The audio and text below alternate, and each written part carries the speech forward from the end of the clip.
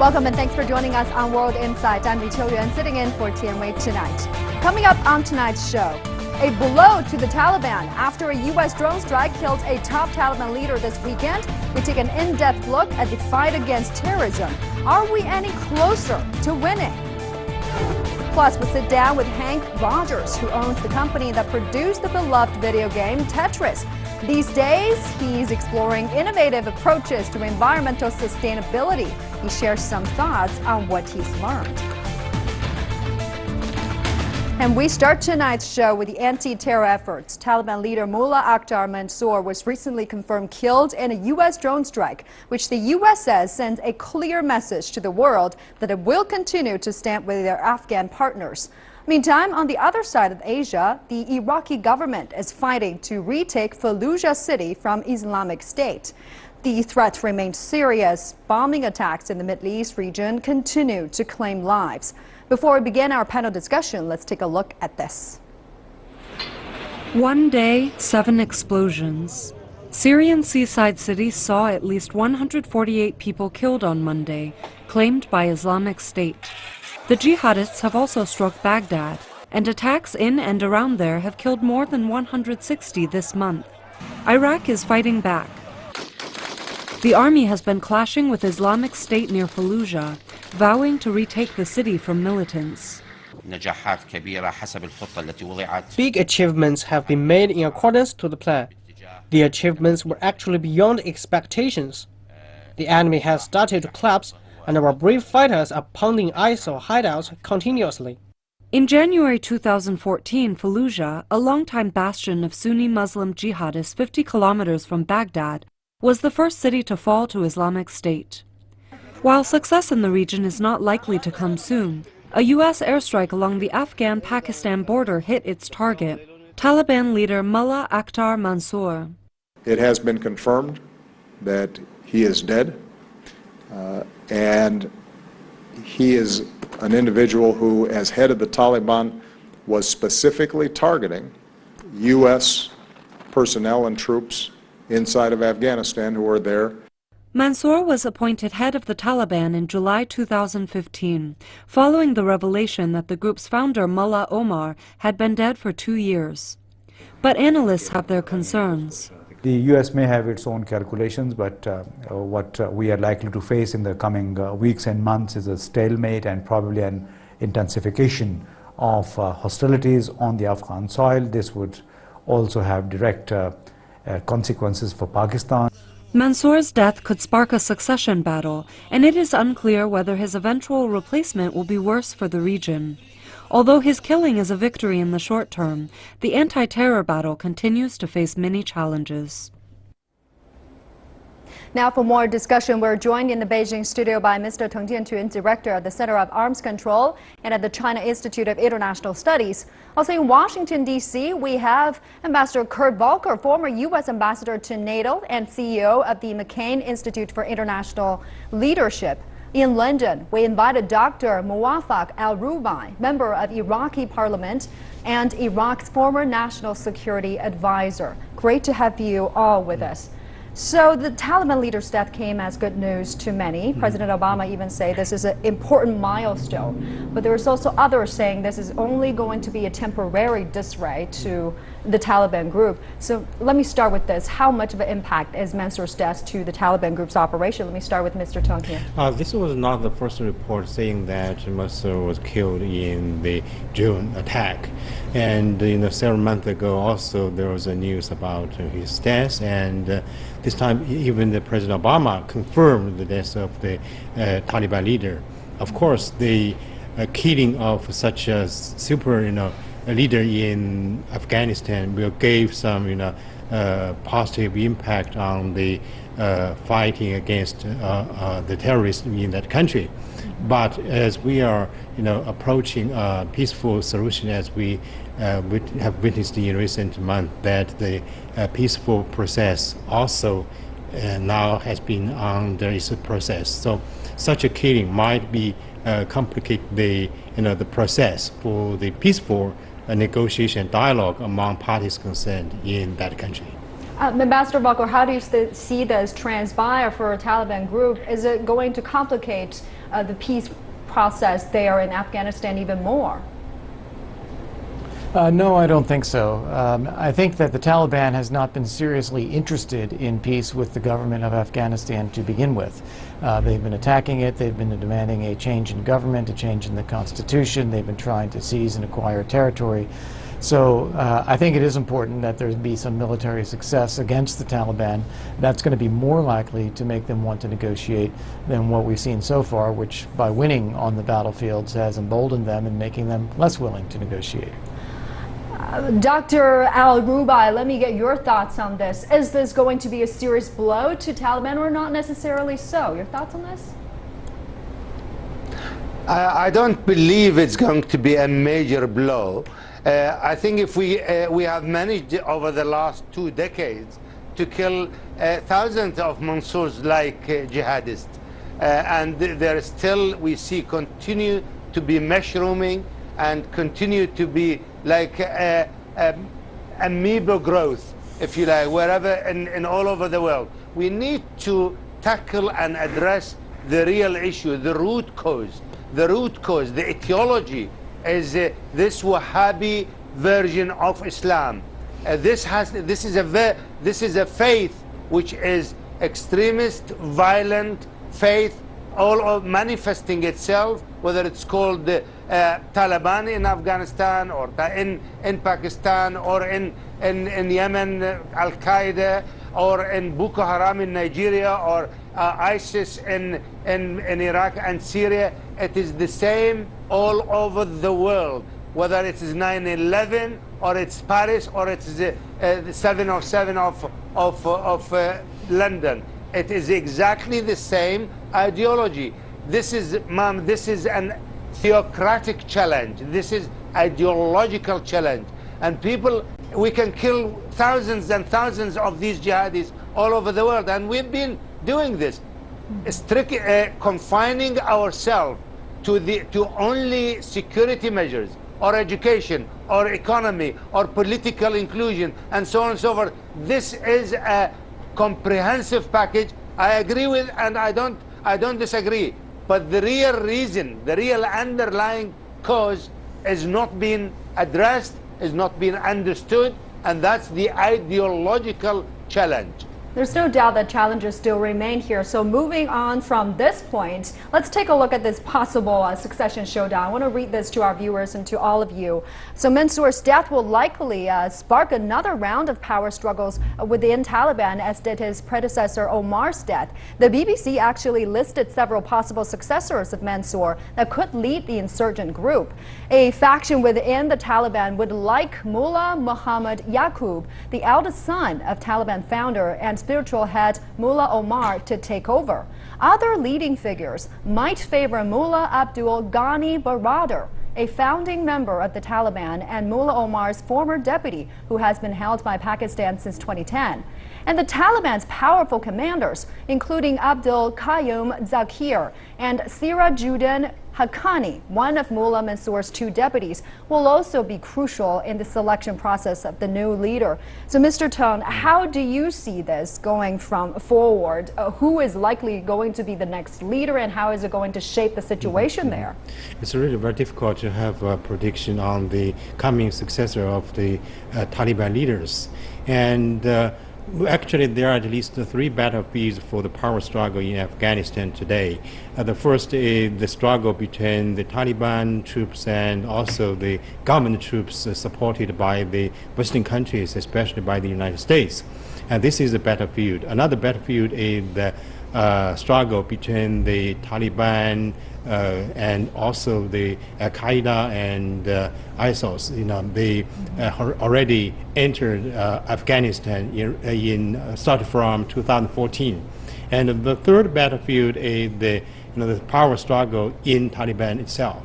And a lot of candidates might be the new leader of Taliban. But I don't think it's easy for Taliban to have a supreme leader at this moment. We have already witnessed the successor, from Omar to Mosul. It took at least 2 years. So suddenly, the leader Mosul took power and was killed, days ago. Ambassador Balko, a possible power struggle. Do you agree with this? Is the power vacuum going to spark a leadership crisis there? I don't think that's quite the way I would describe it. When you say a power struggle, it sounds like internal fighting within the Taliban. I don't think that's the accurate portrayal. Instead, the Taliban has always been run as a council. There is a leader of the Taliban, but it's always been a collection of powerful figures that form a council, a shura. And that group is going to be meeting and selecting who the next leader would be. But it's going to be more of a consensus process, looking at a few possibilities and then coming together. I don't see this as any kind of contentious power struggle that could divide the Taliban. Dr. Al-Ruba, your thoughts on this? The Taliban group has been divided. Some even say that with Mansour gone, the Taliban group may become even more divided, making peace talks, negotiations even more difficult. I believe there is going to be a huge power struggle within Taliban, and between the, if you like, the very, very extremist and the extremist, there's going to be a compromise between the two, and that compromise leader who is going to emerge is going to be weak, because he's a compromise leader of Taliban. And I believe he's going to be under the control of the Shura Council, and cannot lead this terrorist organization anywhere forward. We were hoping to a process of reform from within Taliban, so that a reformed Taliban organization can be partner to the Afghan government in future. But that hope, I think this is dashed, and I don't think this is on the table now. As far as the second battlefield, which was put quite nicely by your earlier guest, I believe it's highly unlikely there's going to be a closing of the gap between ISIL and Taliban, because ISIL is suffering considerable loss, if you like, losses all over in Syria and in Iraq. Today, the Iraqi security forces are making a huge winning, and they're going into Fallujah, which is the heartland of ISIL in Iraq, and with so easy effort. I mean, okay, we're putting a lot of sacrifices in there, but it's unexpectedly was easy to get into Fallujah, and the reason is because the morale of ISIL fighting are really low, and the morale of Iraqi security forces is sky high now. And with the Hashd al-Sha'bi, with the popular mobilization forces and the tribal fighters, they're winning, and they're going to get back Fallujah in no time. Now we'll delve into Fallujah in just a bit. Just follow up on the situation, the matter on ISIS. Now Mullah Mansour has been publicly challenged the legitimacy of ISIS, and he has declared an all-out war towards ISIS, which fundamentally become quite instrumental in preventing the group's establishment in Afghanistan. Now with him dead, are we going to see ISIL maybe power rise in Afghanistan, Mr. Tong? Yeah, I think the driving force for Taliban is ideology, and one principle insisted on by the Taliban actually is that no foreign country troops can can be deployed in Afghanistan. Even the terrorist group from the Middle East cannot be used Afghanistan as a base for the extremist activities. So I think this is the basic principle for Taliban to go ahead. So in the future, even Mansour was killed, and Taliban will continue the momentum to maintain the country as one, country without foreign troops. Some also worry, Ambassador Volker, that fractions of Taliban may get close to ISIS. Is that possible? It is. There are some extremists within the Taliban who are drawn to the even more extreme IS ideology.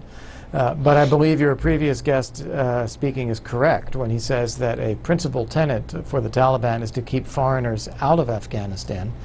And they also believe that it was the foreign presence of Arab fighters and Al-Qaeda in 2001 that drew the United States and others into Afghanistan.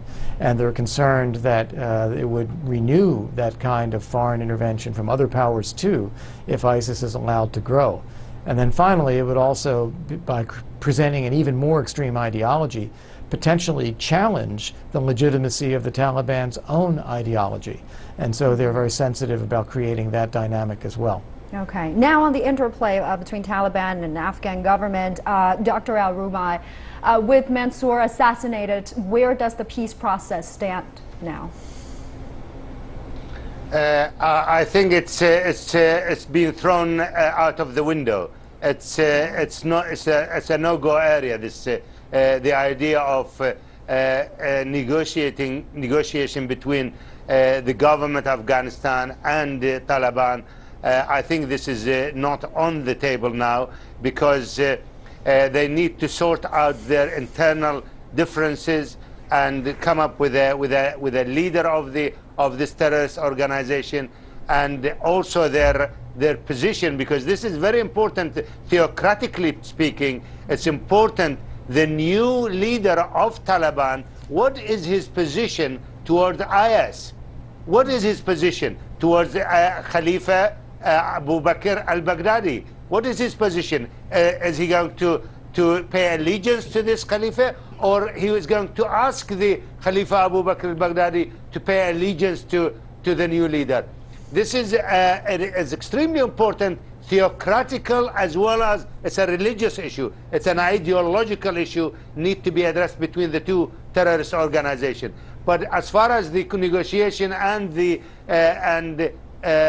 between Taliban and the government of Afghanistan, I think this is not going to happen in the near future unless and until the Taliban has to go through a reform process, and that part of reformed Taliban could be, theoretically speaking, could be part of the future political process in Afghanistan. Ambassador Volker, earlier I see you nodding your head. You agree with what Al-Rubai said there. The peace talk has been temporarily thrown out of the table. I do agree with that. In the first instance, as I said, I don't believe the Taliban was genuinely interested in a peace process to begin with. And now on top of that, you no longer have a figure who can represent the Taliban effectively at this point. So there's really nothing I think is going to happen in a peace process at this time. Okay. Lastly, I want to pivot to an ongoing situation, the operation to retake Fallujah from ISIS that's happening in Iraq right now. Mr. Tone, how do you see this? How likely is this going to be a successful operation? How long is it going to take? It's really hard to predict the time. How can they succeed in such a takeover of Fallujah? Actually, I think since the September last year, when Russia involved in the anti-terrorist attack operation in the Middle East, the situation there, especially the fighting against ISIS, has been completely changed, and the anti-terrorist operation actually did give some very positive progress in this regard, and I'm sure the situation will be better and better in the coming month, in the coming days. And the key issue is that how can all the parties concerned to have a good cooperation against the terrorist groups in the Middle East. Dr. Al-Rubai, how do you see things turn out for Fallujah? I mean, they tried for Mosul, but it's not happening in Mosul, not happening for Ramadi. Is it going to happen for Fallujah this time? I think because the the Popular Mobilization Forces and tribal fighters, along with the Iraqi security forces, are all jointly, with the help of the international alliance from air, this is going to happen, and it's happening as we speak. Fallujah is being liberated as we speak now. There are I should say, more than quarter of the city itself now under the control of the Iraqi security forces. The nature of the fight in Fallujah is different now. The Iraqi security forces has adopted a new tactic. They flood the area so that to deactivate all mines and all booby traps in front of them.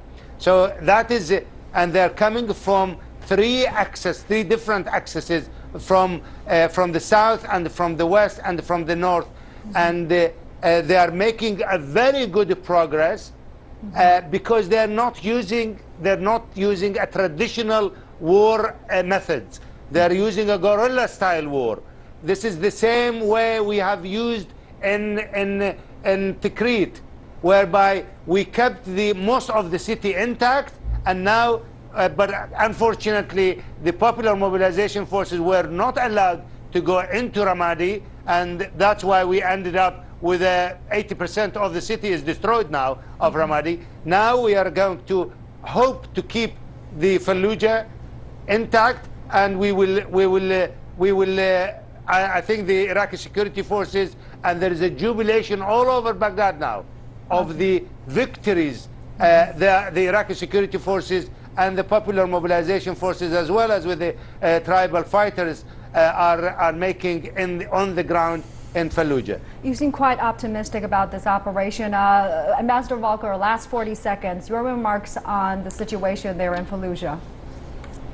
One thing we've seen the IS do before is hold territory, and then when confronted with overwhelming force, when there's much greater force coming at them, put up the booby traps and put up a token fight while withdrawing, and then attack somewhere else. IS is much better when they're attacking a lightly defended area and gaining territory that way. So I think this may be right, that Fallujah will go quickly, and the IS will live to fight another day. Okay, thank you very much, Mr. Teng Jianqun, joining me in the studio, and Ambassador Volker joining us in Washington, D.C. Also, Dr. Al-Rubai joining us in London. Appreciate your insights. Now, stay with us here on World Insight. We've got our final segment coming up. We sit down with Hank Rogers, who founded the company that gave us the popular video game Tetris. He shares us some insights gleaned through his exploration of environmental sustainability. That's next.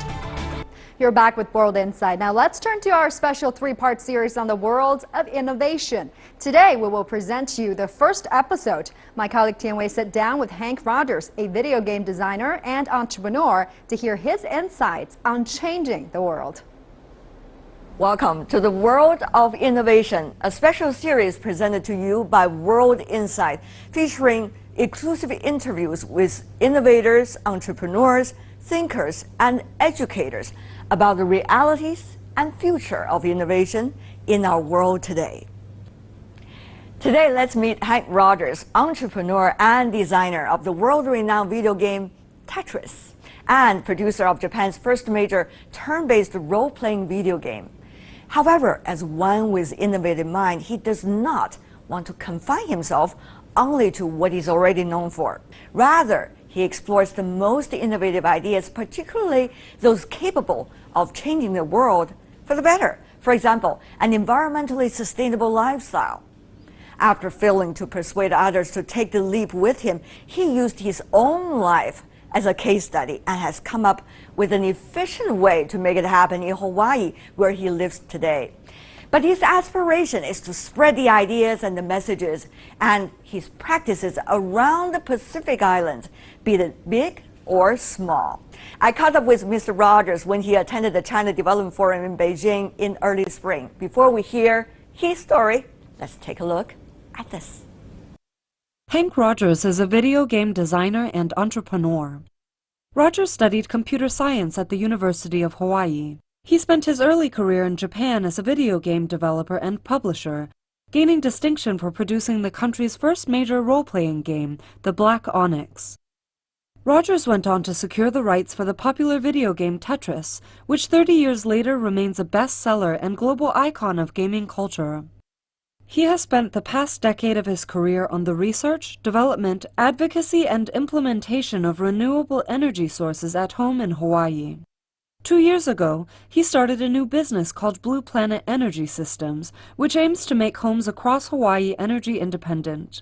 The Hawaii governor announced last year that the state of Hawaii would become completely energy independent by 2045. We were going to have to fix Hawaii first, because I cannot ask somebody else to clean their room before I clean my own room. And so we have recently turned the corner where Hawaii has made a mandate that they are going to go 100% renewable for electricity by 2045. So this means no new power stations for LNG or for anything. Nothing like that anymore. So from now it's going to be all solar, wind, or geothermal. And so that is a corner that we turned. And now when you talk to the legislature or you talk to the governor, they all speak that same language. But I know at the very beginning it was not the case. You have to experiment in your own house an ecosystem to showcase to the others that it could work. Tell me about the whole process. What we did was we said, we're going to go 100% renewable on my ranch. Did your wife agree with that? She puts on the brakes as much as she can, but she lets me go. And so basically we disconnected from the electric company. We have PV, means solar cells on the roof, almost 100 kilowatts of solar cells, and then we have batteries. We searched around the world looking for a good battery technology, and we finally found a good battery technology. And now we're off the grid. By the way, when you're off the grid, you need to have a little bit of extra panels compared to if you're connected to the grid, because on a bad day, normally if you're connected, you can always just get your electricity from the grid. We're not connected. So that means on a bad day, we have to have enough panels to make enough power on a bad day. What that means is that on a good day, we have all kinds of extra energy. In fact, if we drain the battery all the way down in the morning, by 9:30 or 10 o'clock, we're completely charged again. So what about the rest of the day? And so we are using the rest of it to make hydrogen. And it's just an experiment. What can we do with the excess energy? We make hydrogen. And you know what? This turns out to be a solution for all of renewable energy on islands, because every island that goes for solar as a solution is going to have overbuild the solar, and they're going to have extra energy. And rather than throwing away the energy, they should use it to make something. So at the very beginning of this off-the-grid experiment, what did you encounter? So there's lots of little interesting things that happen. Tell me one or two. Yeah, I tell you one. So and make me feel better, because I'm still connected to the grid. Well, so one day, I came home, and so I had been drinking, and I drove home, and I got home, and I got out and I plugged in my car, my electric car, and so I'm not thinking at this point. Plug in my car. So what happens? What's happening after that? Because there's no solar now. It's nighttime. Right. And so the battery in my home is smaller than the battery in my car. This is 60 kilowatt hours. This is 85 kilowatt hours. So all of the energy from the home battery went into the car. And guess what? Everybody in the morning had to take cold shower. Oh my God. Boy, were they angry. They were like, what the, But guess what? Now, everybody in the house knows exactly how much battery we have, and that's the lifeline, isn't it? Yeah, and so now they, when my son invites his friends and they partying at night, and so they turn the lights off and they check the battery. Am I going to still be able to take a shower? Because you know what? If they run the battery down, everybody else is going to be pissed off at him. So yeah, I think this is a very good thing, by the way, is to pay attention to your environment so that you can act accordingly. Your priorities change because of the energy availability. Okay, so if we're going to live in the future with the things that we have today, with the environment we have today, we are going to have to change our lifestyle. We cannot just continue digging oil out of the ground, coal out of the ground, and sending it into the atmosphere. That is not a formula for success in the future. It's a danger point right now. And if we don't change that, just like we changed Hawaii, if we don't make that change soon, then it may be too late. Making the world energy independent has become a priority for many countries. After 20 years of fraught meetings, negotiators from nearly 200 countries signed a historic climate deal in Paris last December that set ambitious goals to limit temperature rises and to hold governments accountable for reaching those targets. The Paris Agreement serves as a stark reminder that the era of fossil fuels is coming to a rapid close. Countries around the world pledged to do the near impossible, limit warming well below 2 degrees and below 1.5 degrees above pre-industrial levels if feasible.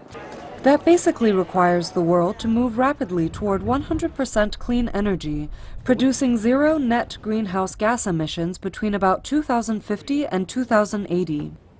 Many say the agreement sends a powerful signal to global markets, hastening the transition away from fossil fuels to clean energy economies.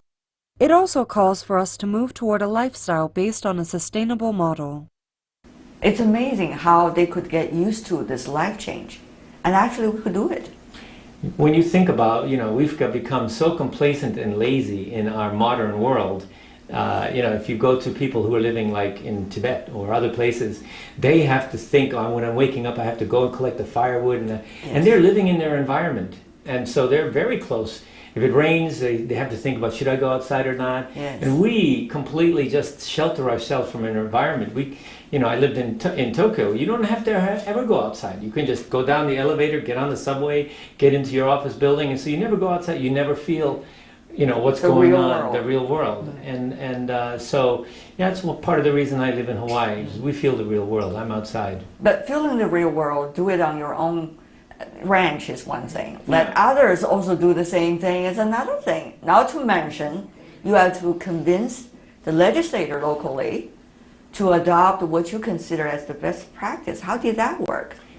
It was hard work, and we were fighting to get 2040, 100% by 2040, for example. And my guys from the foundation said, we're having a hard time.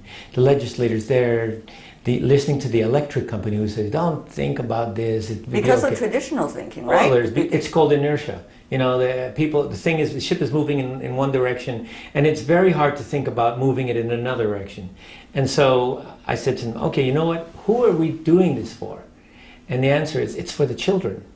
So I said, okay, you guys go out to a bunch of schools and get children to draw a picture saying, please give me 100% clean energy by 2040. And we made a book, and we gave the book to each legislator. And it's a request by the children. I said, make it a hardcover so they cannot throw it away. Don't make it something they hang on the wall because it's going to fall down and they're going to... No, it's got to be in their office forever. Right. So that's the form factor. And there's a limit. You can only give a politician something that's worth less than $25. Otherwise, it becomes a political gift, whatever. So it's $24.50. It costed the book. And guess what? We got that legislation through. It was the kids.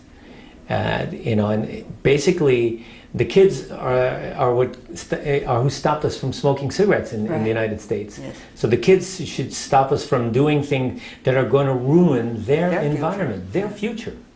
But now you're thinking about even more than just Hawaii.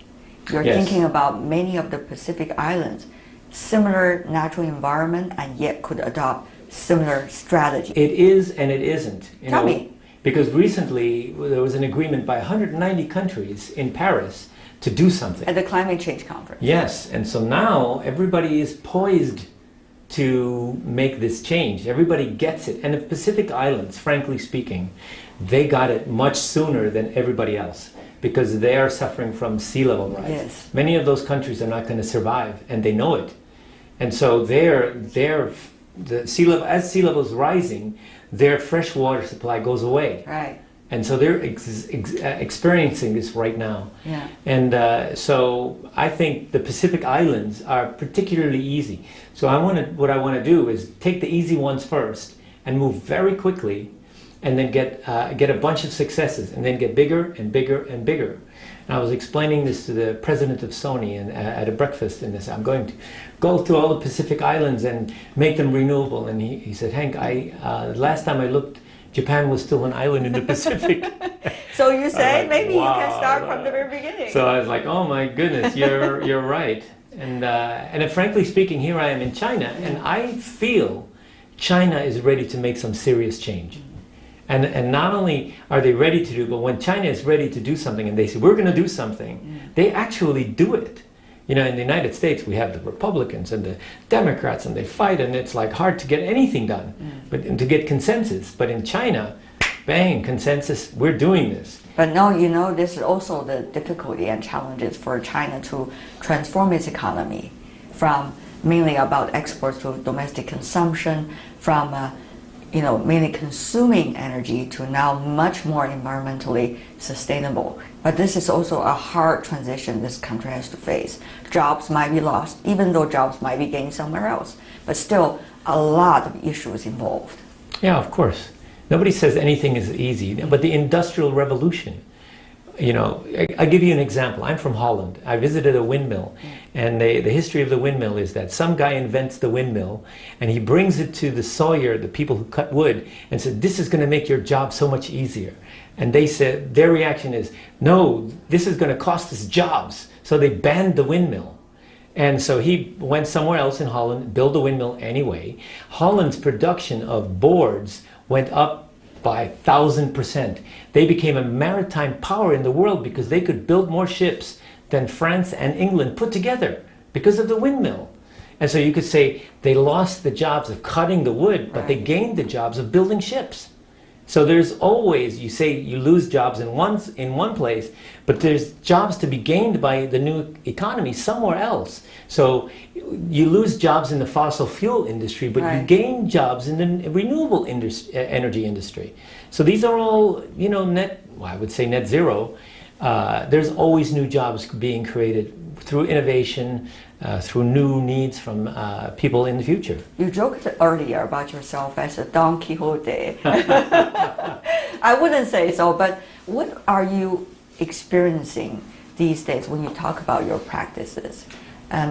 Will people really buy the idea? Of course, they buy the concept, but what about the idea that they are going to change their lives? And when you think about one individual vis-a-vis a world, how fast will change happen? So it's always, you know, the prediction of how fast things will change, they're always wrong. Always wrong, yes, they're indeed. But wrong. I still want to ask you. And so what I'm saying is, and even if I make a prediction about myself and what my effect is, I'm going to be wrong, because what's going to happen is at a certain point, it just takes off. It's like viral. You know, it's like, for example, Facebook. Who would have thought that everybody, that, you know, how many billions of people were going to be on Facebook? You know, it's something for college students, to, you know, guys to find girls. That was the original concept. And now look what it is. I mean, Mark, smart guy, but he never predicted that it was going to be this.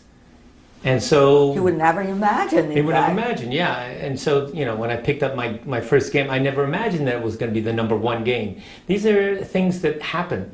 And so the answer is you just have to do them. And you could say I was naive and Mark was naive, but we did it anyway. And so this naivety, I think, is really important. The naivety is that you're not listening to somebody who says it cannot be done.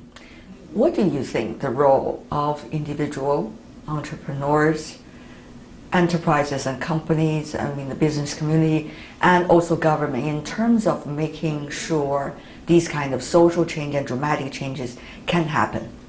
Well, so if you're an individual or a company or a government, you have to think, what is the impact of what I'm doing as a business or as an individual or as a government? What is that impact going to look like 50 years from now? Is it going to be that I did something good, or is it going to be that I did something evil and terrible? And that is the thing that many people just don't spend the time to think about.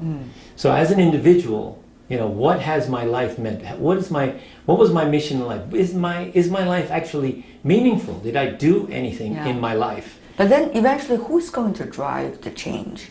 Is it going to be entrepreneurs like you who are being considered by others as quote-unquote naive and eventually make things happen? Or is it going to be the business community or the government? Which one is likely, do you think, now driving the changes in our world? So somebody has to start it. That's the point. Somebody has to start it. Then everybody looks and say, wow, he's doing it. I can do that too, and I can make more money than he. And then somebody else looks at him, oh, I can make more. And then you have an avalanche. It just takes off. Right. And so basically it's the same thing with, we do islands. When islands become off grid, all of a sudden the cost of power in the island goes to zero, and everybody looks at it and says, wow, what just happened there? I can do that with my island too. And then it takes off. And then you look at, I'm a country and I have an island. Hey, my island just became 100% renewable.